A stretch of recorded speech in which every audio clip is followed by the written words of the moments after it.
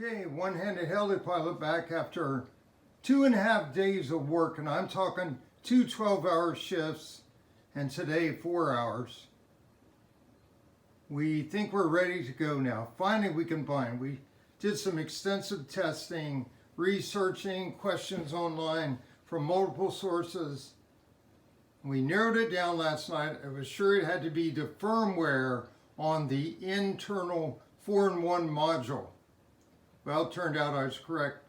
And I just got that module an hour ago. Firmware update. Had trouble with that loading it because the file name's too long. There's a problem on BOXER. So I had to shorten it down, make it look like the other one's about 8 digits, characters. And then it took and accepted it and ran the flash from the radio. Once I had to file in the firmware folder on the SD card. So my computer, all this stuff worked. I didn't have to use any flashers that time like I did to get the major firmware for the BOXER on there. I was able to do it all on the radio. So we're turned on, powered on, it's just sitting there. Radio's been on. And what we've done, we're watching the screen here, see if you can see it. You know, focus. Hold on, let me turn my brightness down. Because I can do that. I put the brightness up on the left pot. See if I see it right there. At the bottom it says BND. And up to now I got the protocol. Multi E129 C186 is the subtype. That's what was missing. This V13.7 or 1.1.7 or something like that, or 1.7.1, whatever it was. It was 1.3.1. It did not have the C186 in there. I found it out today. Just a random looking through models. It said invalid protocol. So that's what it was, I'm pretty sure. And we got our bind switch working. SB switch up here. You flip that down, it'll bind. The way I know radio works, it relieved my mind. I set up a dummy model in there for, let's see, DSM. They didn't even have DSMX in this file yet. Did a DSM, brought up an old crashed receiver, motor, speed controller, and a battery. Took the motor off, hooked it all together. Trying to get the wire to go in. Finally, the receiver lit up with a bind plug, and I bound to it in like 2 seconds. So I knew the radio was working, knew the internal module was working. It just didn't have the database of all these new models because it was like from July last year. So here we go. Now we got the weights on it, 1, 2, 3 blocks, and a ruler, steel ruler to hold it down because we have not reversed aileron or throttle yet. So I don't know if the throttle's going to go full blast or what. That's what we got to watch out for. I got throttle cut on, so it shouldn't do that. Throttle active. Throttle cut. Yep, that one's on. So here we go with the bind. Let's see how quick it'll bind. Active. Look at that.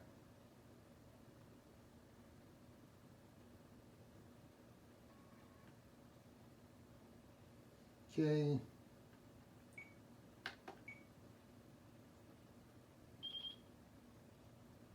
Not binding though. That's the first time I ever got to go flashing fast like it's binding. Why it's taking that long, I don't know.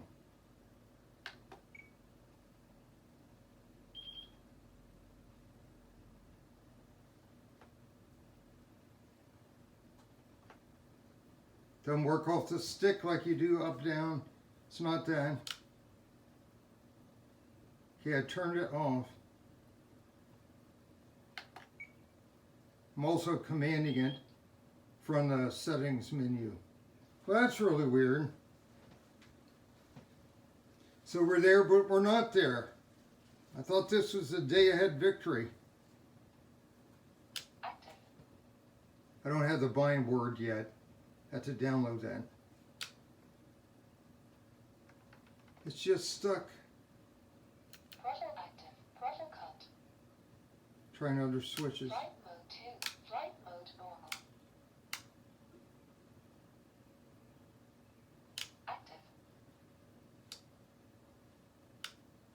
like stuck in bind now, but it's not binding. It's saying I'm ready. Oh, always bumping buttons on the side. It says binding gives you that tone. It should do it right down to the end of that tone. Okay, we're going to start over. We're going to shut down because I won't be able to get out of that now. I think the radio's been on since I flashed it. Hadn't been off. I'm back out of everything. And I'll have to turn the power off on that. We're going to turn the radio off after we turn off the copter. Start over because we haven't come out of programming mode yet. May need to reload that firmware or something. Stand by, we'll see what we get here. All right, we cycled power on the radio helicopter, then the radio killed it because it's been in programming mode. Start over, now we got a slow flash. So we're going to do the switch again. It says status, bind to load. It needs to do more than just flashes binding, it needs to bind.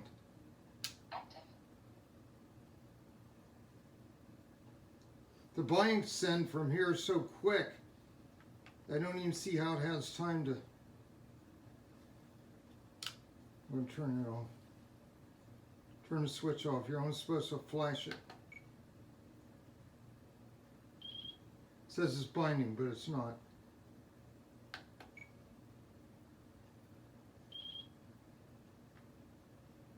I'm on the latest version, latest build of the internal module.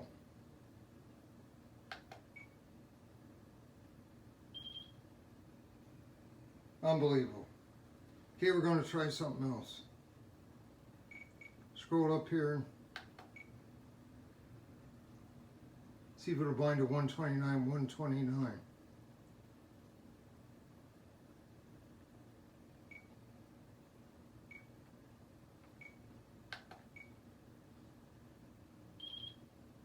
Nope.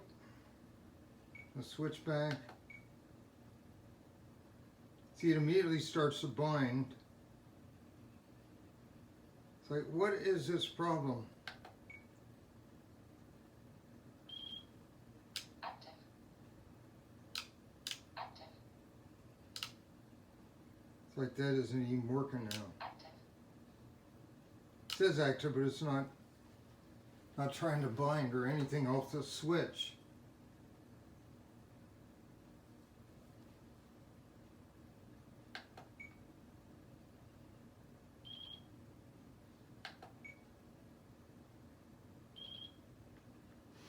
Oh, I don't get it. Oh, here. Dropped out the bind channel thing. Bind to load. Why did it do that? Oh, because I switched. Active. Active. Now it's doing off switch every time. But it's not connecting.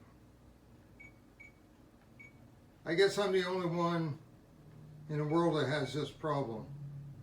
I see all these other guys. I mean, there's not a lot, but I've seen many. At least 3 or 4 have done this.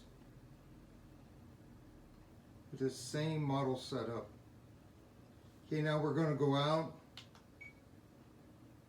and look at our firmware.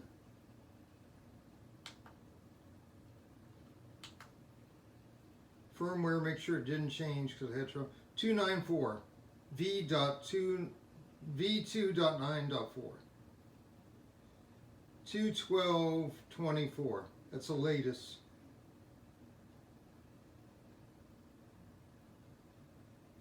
Modules RX version. Yeah. V1340 AETR. That's what it's supposed to be.